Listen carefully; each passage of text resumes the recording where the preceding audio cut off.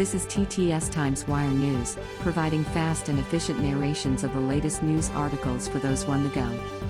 We upload every weekday at noon Eastern Standard Time. Be sure to like and subscribe. The Hill. TheHill.com. Pelosi rebuffs McConnell on infrastructure. By Mike Lillis, June 29, 2021, 3:35 p.m. EDT 6043. Speaker Nancy Pelosi, Democrat, California, on Tuesday amplified her plans to link a bipartisan infrastructure agreement to a second package of Democratic economic priorities, rebuffing an appeal from Senate Minority Leader Mitch McConnell, Republican, Kentucky, to decouple the two bills.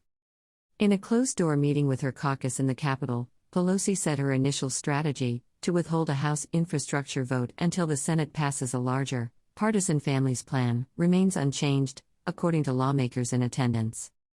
What the Speaker has said, and I totally agree with her, is that we're not going to vote on one until the Senate sends us both, Representative John Yarmuth, Democrat, Kentucky, chairman of the House Budget Committee, told reporters after the meeting. That's not changed.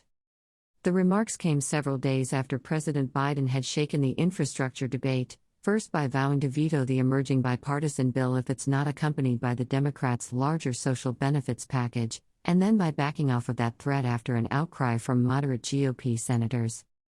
McConnell seized on Biden's reversal, urging Pelosi and Senate Majority Leader Charles Schumer, Democrat, New York, to follow the president's lead and commit to supporting the bipartisan infrastructure bill as a standalone measure. The president cannot let congressional Democrats hold a bipartisan bill hostage over a separate and partisan process, McConnell said in a statement.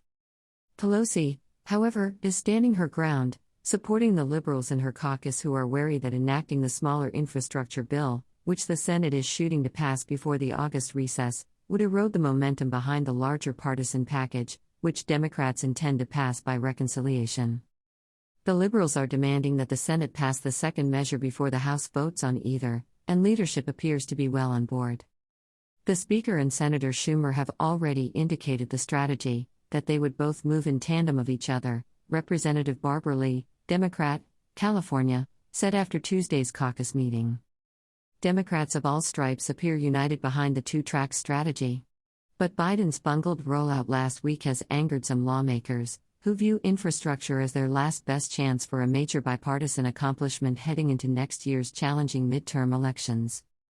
It was a fucking clown show, said one Democratic lawmaker, who spoke anonymously to criticize a White House ally. As part of the cleanup effort, Cedric Richmond, a top White House aide, made the rounds on the Sunday news shows to emphasize that, while Biden supports both bills, he'll leave it to Democratic leaders in Congress to decide how to get them to his desk. The president is focused on the historic nature of the deal and actually getting it passed, Richmond said in an interview with CNN's State of the Union program.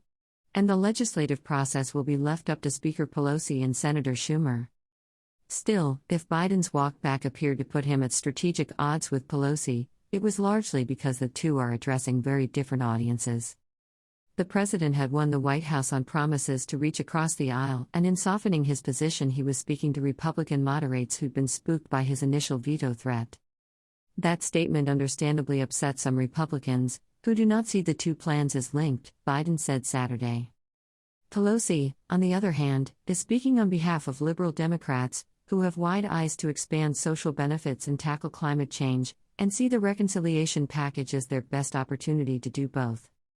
These are things that people have been agitating about around the edges, but you've not seen something with this sweep that meets the scope of needs that we've been talking about for as long as I've been in Congress, said Representative Earl Blumenauer, Democrat, Oregon, whose tenure on Capitol Hill spans almost 3 decades.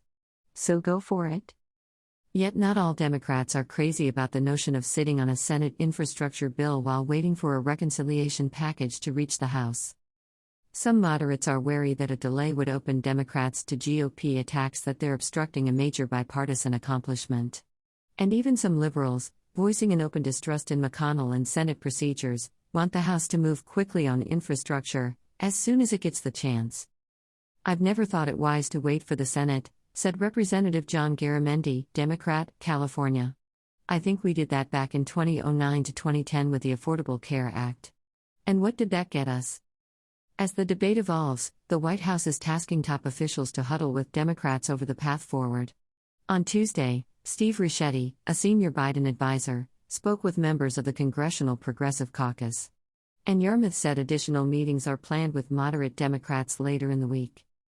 "I haven't heard any widespread disagreement or disenchantment," Yarmouth said. "But it's not easy." With the House slated to leave Washington at the end of July for a long, 7-week recess, House consideration of any Senate infrastructure bill won't happen before lawmakers return to Capitol Hill in late September.